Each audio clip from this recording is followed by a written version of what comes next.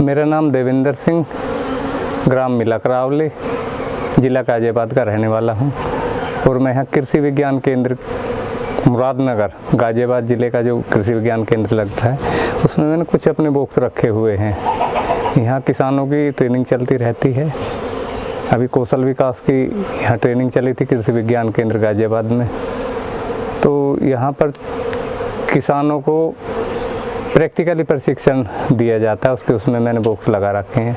वैसे मेरे जो बॉक्स है मेरा अपना मिलाकरावली गांव के अंदर है और सुराना के अंदर है। अब हम ये माइग्रेशन का काम कर रहे हैं, साथ में ये भी देख रहे हैं इस क्षेत्र के अंदर अभी हमारा ये नेक्टर आना चालू हो गया है, तो इसके इर्द गिर्द हम जो है ना अपने बॉक्सों को शिफ्ट करने के लिए हमारी अपनी रूपरेखा बनी हुई है। अब इसमें मधुमक्खी पालन क्या है? मधुमक्खी पालन खेती के साथ में एक अच्छा व्यवसाय है जिसको छोटा किसान या बड़ा किसान दोनों कर सकते हैं। जो बेरोजगार है वो भी कर सकता है। इसके अंदर से हम शहद निकालते हैं हनी एक्सट्रैक्टर मशीन से। इसके अंदर से हम बी पोलन लेते हैं। तो खेती के साथ साथ में हम जो है ना इस व्यवसाय को बड़े अच्छे तरीके से कर सकते हैं और खेती को 15 से 20% परागण क्रिया से पैदावार भी बढ़ाता है। मक्खी 2 से 3 गुनी हो जाती हैं एक साल के अंदर। तो बिखरी हुई संपदा को इकट्ठा करने का मतलब जिस तरीके से फूलों के अंदर नेक्टर या शहद आता है जो सुबह से शाम तक ख़त्म हो जाता है, फिर इसको मधुमक्खी एक ऐसा कीट है जो इसको सबको एकत्रित करके जो है ना हमको एक अमृत के रूप में शहद उपलब्ध करा देता है। तरह तरह के वैज्ञानिक अनुभव कर रहे हैं अभी इसी के साथ साथ में और बहुत चीज़ प्रयोग में आएंगी, जैसे बी वेनम है, बी पोलन है, प्रपोलिस है। तो इसको भी हम व्यावसायिक दृष्टि से बहुत अच्छा पैसा कमा सकते हैं।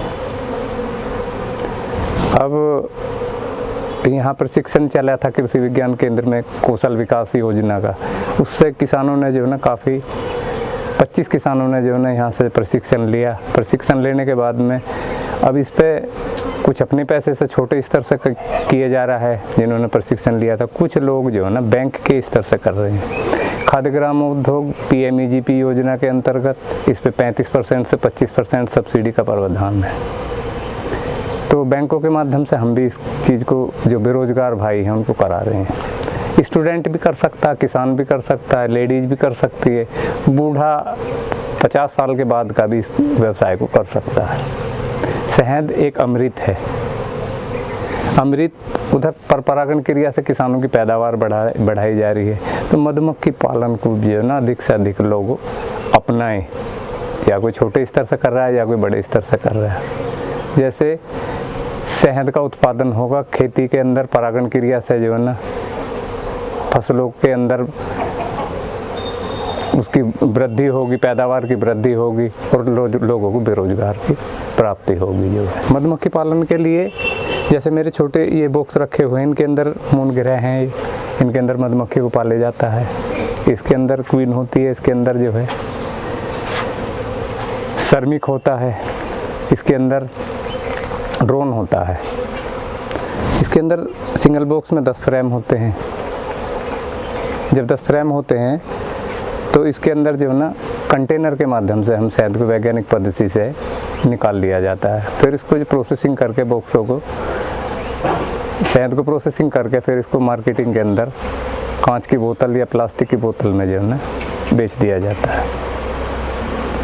तो इसमें जो है ना जहाँ हमारी फूलों वाली फसल होती हैं वहाँ बॉक्सों को समय समय पे जो है ना माइग्रेशन करा दिया जाता है, यानी कि स्थानांतरण एक जगह से दूसरी जगह। इसी तरह से प्रपोलिस है। प्रपोलिस इस तरह से जो ये लगी हुई है, अभी हम ले नहीं रहे, इसके अंदर एक सीट लगी हुई है, इस तरह की सीट होती है और वो जो है ना इस ढक्कन को उतार के यहाँ लगा देते हैं। प्रपोलिस इकट्ठी करके इस तरीके से, जैसे ये प्रपोलिस है, मैं भी सीधा यहीं आया था, मेरे पे कोई ऐसा वो नहीं है इस पे उतारने वाला। जो प्रपोलिस है ये भी हमारी जो 900 से 1100 रुपये किलो जाती है। शहद, पराग, प्रपोलिस, मधुमक्खियों की बिक्री, ये इसके उत्पादन है, इससे जो है ना हमें चीज़ प्राप्त होती है। ये श्रमिक हैं, इसको अलग करते जाइएगा सर। ये ड्रोन है, ये जो भारी मात्रा में जो दिखाई दे रहा है ड्रोन है, ये श्रमिक हैं। श्रमिक की संख्या ज़्यादा होती है इसके अंदर जो है। एक इसके अंदर पूरे बॉक्स के अंदर क्वीन होती है। अभी मैं क्वीन को दिखा रहा हूँ आपको, शायद इसमें मिल जाए। बॉक्स का निरीक्षण किया था, उसके अंदर मैं क्वीन की तलाश में हूँ कि इसके अंदर अनमैट क्वीन के लिए मैंने इसका जो है ना लंबी सी मात्रा में होती है। ये पराग इकट्ठा करके लाती है अपने पंजों से, पीले पीले रंग का, ये कत्थई रंग का जो ये पराग है, ये शहद एकत्रित कर रही है। ये शहद है जो शीशे की तरह जिसकी चमक है।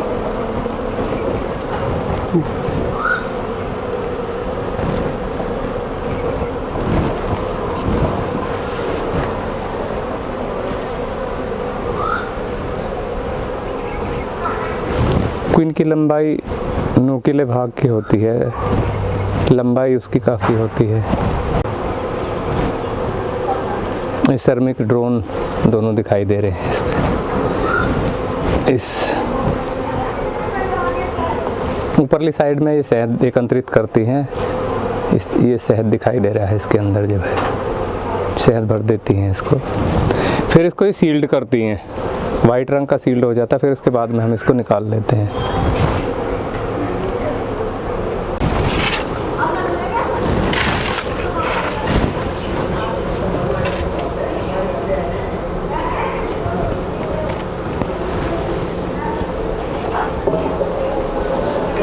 इस तरीके से ये दूसरी मंजिल होती है, इससे हम शहद का उत्पादन लेते हैं ऊपरली मंजिल से। ये ब्रूड चैम्बर है इसके नीचे जो है। अभी शहद का सीजन शुरू हो जाएगा, इनको सबको भर देगा, फिर इसको हम जो है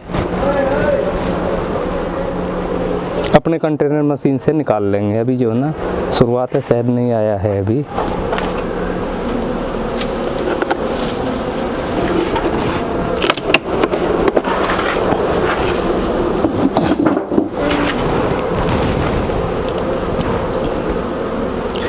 ये जो सीट लगी हुई है, ये क्वीन इसमें ऊपर नहीं आती है।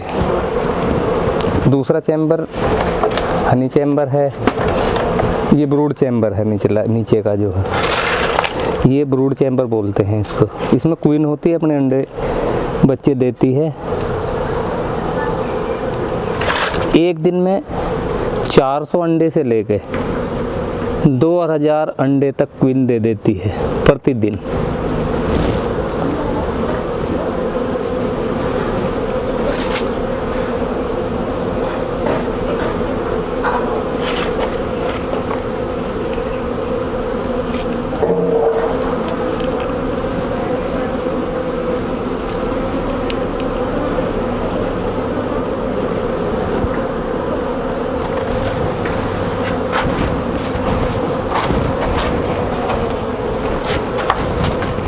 ये पीले रंग का, कत्थई रंग का जो दिखाई दे रहा है, ये पराग है। ये मधुमक्खी के ब्रूड्स हैं, इनके अंदर से बच्चे निकलते हैं। ये ब्रूड्स हैं। ये मधुमक्खी के जब हम ध्यान से देखते हैं तो इसके अंदर जो लार्वा होता है वाइट रंग का जो है, अंडे बच्चे, इसमें अंडा भी है, उसके इसमें लार्वा भी है। ध्यान से देखने से जो है ना एक गिंडार की तरह से जो दिखाई दे रहा है, इसके अंदर लार्वा है। क्वीन छेदों के अंदर अंडा देती है अपना। अंडे से प्यूपा और प्यूपे से फिर बच्चा निकलता है।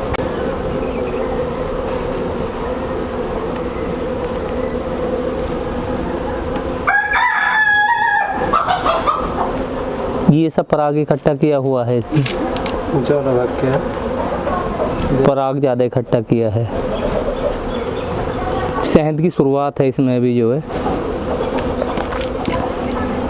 जो फीमेल वाला भाग होता है उसको थोड़ा दिखा दीजिए। उसकी ही कोशिश कर रहा हूँ आपके लिए। उधर तो निकल गई थी वो जो है ना, अनमैट क्वीन थी। अनमैट का मतलब है वो मैटिंग नहीं हुई थी। ये जो सारा फ्रेम दिखाई दे रहा है इसके अंदर ब्रूड और लार्वा दिखाई दे रहा है। वाइट रंग का लार्वा है, कत्थई रंग का ये ब्रूड है। इसके अंदर से मक्खी जन्म लेती है।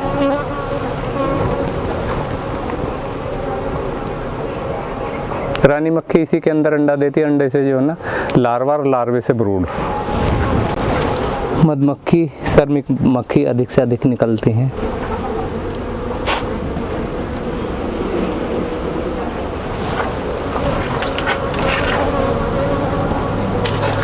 इसके अंदर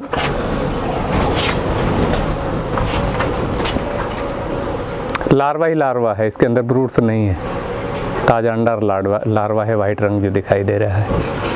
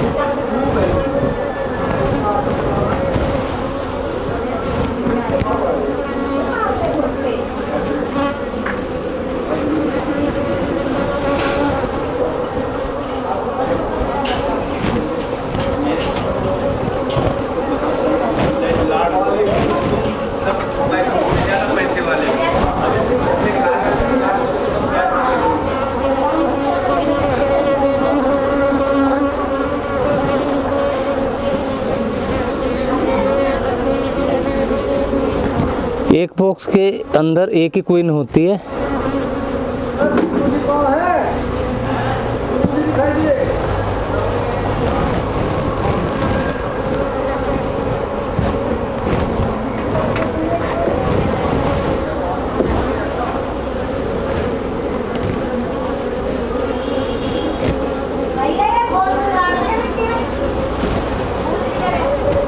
ये बॉक्स मधुमक्खी का जो है कैल की लकड़ी का सबसे उत्तम होता है।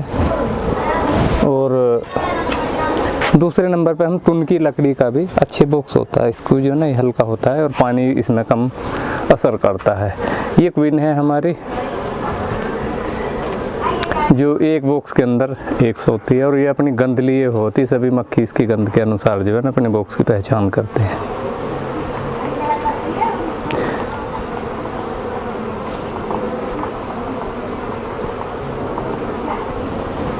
ये रानी है, ये ड्रोन्स है, ये श्रमिक है सब। ये नेक्टर है, शहद है ऊपर जो रखा हुआ है। ये ब्रूड्स हैं, ये लार्वा है।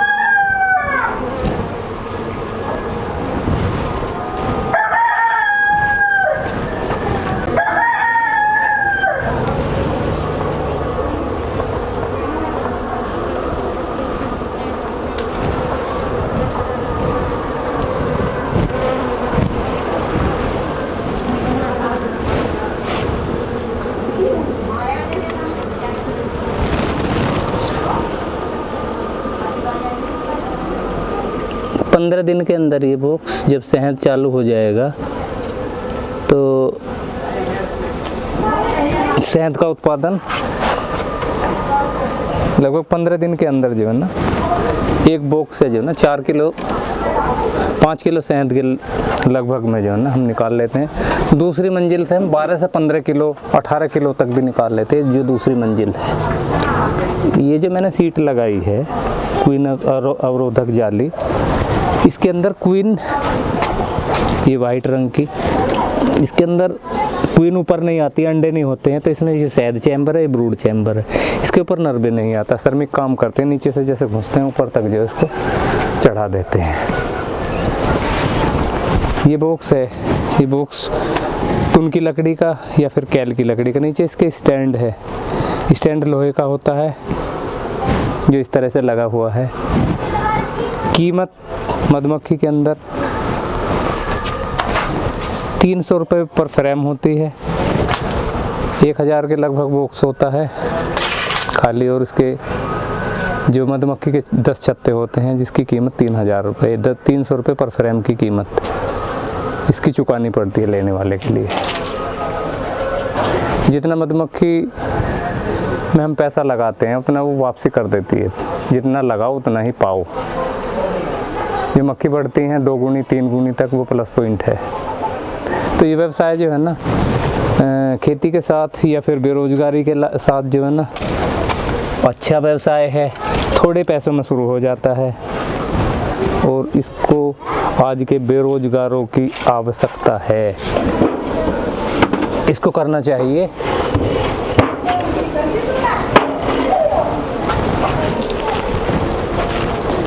किसी तरह की किसी भाई को कोई दिक्कत है, उसके पास पैसा नहीं है, हम उसका जो है ना बैंकों के माध्यम से, खादी ग्राम उद्योग के माध्यम से और उद्यान विभाग के माध्यम से सब्सिडी दिलाकर व्यवसाय चालू करा देते हैं। उसकी हम इसमें हेल्प करते रहते हैं। बीमारी इसमें जो है ना, सबसे पहले तो इसमें कीट आता है जिसका नाम है माइट और वर्मामाइट। वर्मामाइट और माइट जो है उसको हम सबसे पहले तो ऐसा करें कि हम बॉक्सों को स्वच्छ साफ सुथरे रखें, नीचे गंधक का छिड़काव रखें। अगर जो उसमें माइट नाम की बीमारी आ गई है तो मिथाइल सोसुलेट, फॉर्मिक एसिड, इसका इस्तेमाल करें। एक ऑर्गेनिक में है गौमूत्र और पानी मिलाकर इस बॉक्स के अंदर हम छिड़काव करते रहें। हल्दी की डस्टिंग और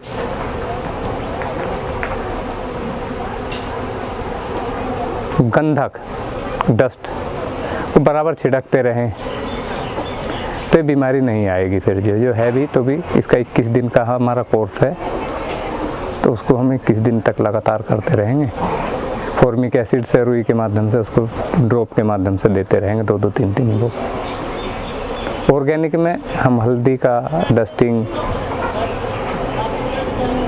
गंधक का डस्टिंग जो है डालते रहें तो ये बीमारी जो है ना बहुत कम आती है। तीसरे ऑर्गेनिक में हम गौमूत्र का इस पर छिड़काव करते रहें, बॉक्सों को साफ करके छिड़काव करके कुछ टाइम धूप में रख दें तो इसमें जो है बीमारी आती नहीं।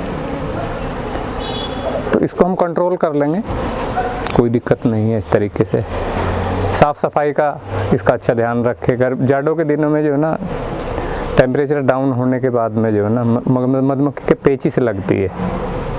पेचिश में हम जो है ना आंवला सार गंधक का स्मोकर के माध्यम से धुनी दे सकते हैं। बॉक्सों को ऊपर से जो है अखबार वगैरह लगा के बिल्कुल ठीक ठाक तरीके से जिससे हवा ना घुसे, बॉक्सों के दरवाजे को हल्का कर दें। इधर उधर जो ये खुले हुए हैं इस टाइम पे हमको इसको गारा से बिल्कुल लेपाई कर दें जिससे इसके अंदर जो है ना हवा का प्रवेश ना हो, पेचिश ना लग पाए। लग गई है तो फिर हम जो है गंधक की डस्टिंग और स्मोकर के माध्यम से आंवला सार गंधक का धुनी दे सकते हैं। इस तरह इसका उपचार हो जाता है। बॉक्सों का जो मुंह है मौसम के अनुसार, गर्मी है तो उत्तर साइड को रखें, सर्दियों के अंदर हम धूप में बॉक्सों को रखें, गर्मियों के दिनों में हम पेड़ों की छाया में बॉक्सों को रखें, गर्मियों के दिनों में हम उत्तर की साइड को मुंह रखें क्योंकि उधर मधुमक्खी को गर्मी कम लगती है, और जाड़ों के दिनों में पूर्व और दक्षिण के दिशा के अंदर जो है ना इनका मुंह रखें जिससे उगता हुआ सूरज और छिपता हुआ सूरज इनके अंदर गर्माहट पैदा कर सके। और बहुत मधुमक्खी का जो सब्जेक्ट बड़ा लंबा है। मुख्य बात मेरी ये है कि इसको जो है ना ज़्यादातर किसानों को मेरी एक वो है संदेश, कृषि विज्ञान केंद्र के माध्यम से, किसान मंच के माध्यम से, जितनी भी प्रसारित इकाई है, मैं कहना चाहता हूँ कि मधुमक्खी पे जो स्प्रे फसलों पे किया जाता है, फसलों पे उससे मधुमक्खियाँ मरती हैं, अक्सर शाम के टाइम स्प्रे करें, दोपहर बाद के समय में, क्योंकि ये एक ऐसा कीट है जो किसानों की पैदावार बढ़ाता है और उसके साथ साथ में किसानों को इसको कुछ देना नहीं पड़ता, फ्री ऑफ कॉस्ट है। और इस तरह का जो कीट जो किसानों की पैदा कर रहा है, जो सुबह के टाइम हम स्प्रे करते हैं, मगर मधुमक्खियाँ दोपहर तक 1 बजे तक परागण पर जाती है, फिर उसके बाद में स्लो स्पीड होकर शाम के टाइम पराग नहीं होता, तो ये जो है ना जो सुबह सुबह स्प्रे करता है तो उसमें मधुमक्खियों का बहुत नुकसान होता है। मधुमक्खी कीटनाशक के माध्यम से जो है ना मर जाती है। मधुमक्खी पालन वालों को नुकसान होता है और किसानों को तो नुकसान है ही है। उसकी परागण क्रिया जो है ना चल रही है वो रुक जाती है। जो दूसरी, कभी भी स्प्रे किसान को जो है ना सुबह के समय नहीं करना चाहिए, क्योंकि सूर्य की जो किरण है उसके माध्यम से उनका जहर धीरे धीरे कीट तक नहीं पहुंचता। और दोहरा लाभ है कि शाम के टाइम स्प्रे करना चाहिए, जिससे जो है उसकी पैदावार, मधुमक्खी जो बढ़ा रही हैं परागण क्रिया से वो भी हो जाए, उसके साथ में जो है ना जो शाम के टाइम उसके कीट निकलेंगे उसका जहर का प्रभाव भी अच्छा हो, जो उसकी फसल की रक्षा हो। और दूसरी बात है कि जो बेरोजगार भाई हैं, एक छोटा सा कीट अगर जो पालते हैं तो एक दिन उसके व्यवसाय को बढ़ाने का काम करता है। उसकी दुगनी पैदावार या उसकी तिगनी पैदावार या उसका किसान की आय दुगनी या उसकी पैदावार या फिर जो है ना उसका एक व्यवसाय के रूप में जो है ना बढ़ता चले जाता है। मैंने मधुमक्खी पालन से ये सीखा, मैं भी किसान हूँ, छोटा किसान हूँ। इसके साथ साथ मैं मधुमक्खी के व्यवसाय करने से ये है कि मुझे जो है ना मेरी आमदनी इससे बढ़ती है। एक व्यवसाय है अपना जो है व्यवसाय किस तरह से कर लिया है।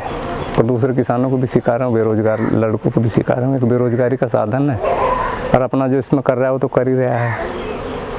इसके अंदर हम अपने जो है ना पराग को बेच देते हैं, शहद को बेच देते हैं, मधुमक्खियों को बेच देते हैं और परपोलिस बेच देते हैं। उससे खेती से कई गुनी हमारी आमदनी बढ़ जाती है। समय इतना ज़्यादा देने की आवश्यकता नहीं है, हम चौथे दिन या फिर 5वें दिन इस पर समय देते हैं।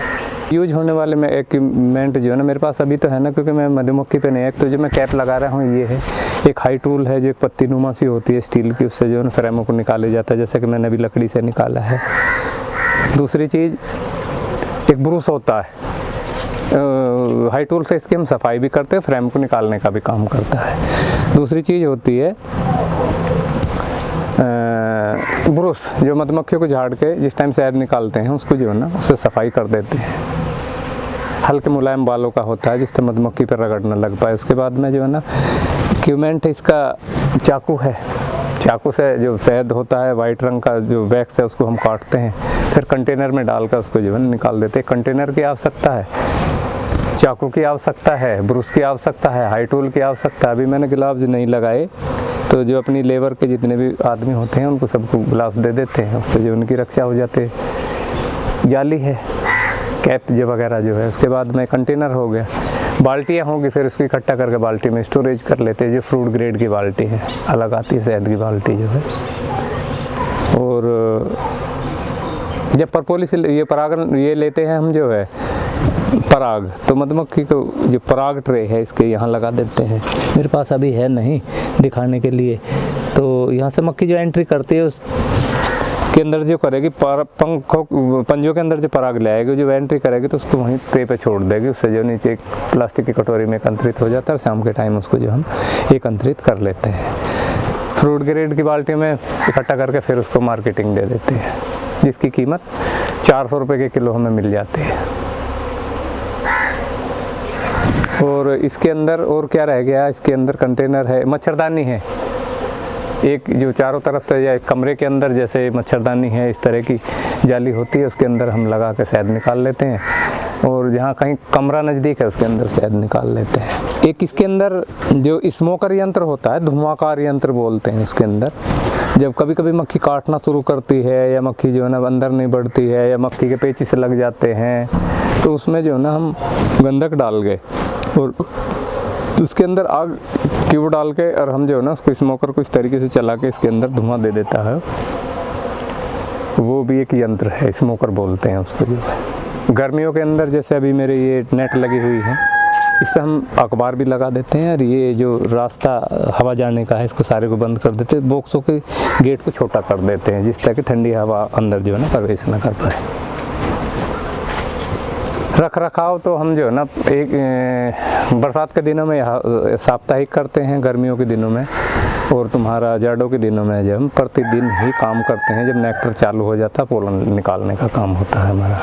फिर चौथे दिन भी अगर जो हम काम कर रहे हैं, अगर जो हमें पोलन लेना नहीं है तो हम चौथे दिन इसका जो है ना सर्वे करते हैं। ये वैरायटी तो ये सबसे जो अच्छी वैरायटी है ये इटालियन मेलिफेरा नाम की है प्रजाति, इटली मेलिफेरा, एफिस मेलिफेरा के नाम से जानते हैं। वैसे इसको जो एफिस मेलिफेरा बोलते हैं, इटली की प्रजाति है। शहद प्रोडक्शन एक बॉक्स से जो है ना एक दफ़े में 3 किलो से 5 किलो तक ले लेते हैं एक बार में। सिंगल बॉक्स से 5 किलो तक लेते हैं हम इसमें जो है। डबल बॉक्स से हम 15 किलो के लगभग 18-15 इस तरीके से ले लेते हैं। इसके ऊपर जो दूसरी मंजिल डबल बॉक्स चलाए हुए है। मिनिमम शहद की मात्रा अब कम होती हुई जा रही है। 2-3 साल से मैं देख रहा हूँ अभी शहद जो है ना 5 बार 6 बार निकल रहा है, पहले 8 से 10 बार भी निकला था जो माइग्रेशन करते थे। ये मौसम का प्रभाव है, थोड़ा जो है ग्लोबल वार्मिंग का जो असर दिखाई दे रहा है इसमें। एक बॉक्स से जो 25-30 किलो सिंगल बॉक्स आराम से शहद लिए जा सकता है। अगर अच्छी माइग्रेशन कर रहे हैं तो 50 किलो केजी तक भी हम शहद इसमें ले सकते हैं एक प्रति बॉक्स से। टेम्परेचर के कारण शहद आता है ना, मान लिया हाई टेम्परेचर है तो नेक्टर रुक जाता है, शहद की मात्रा।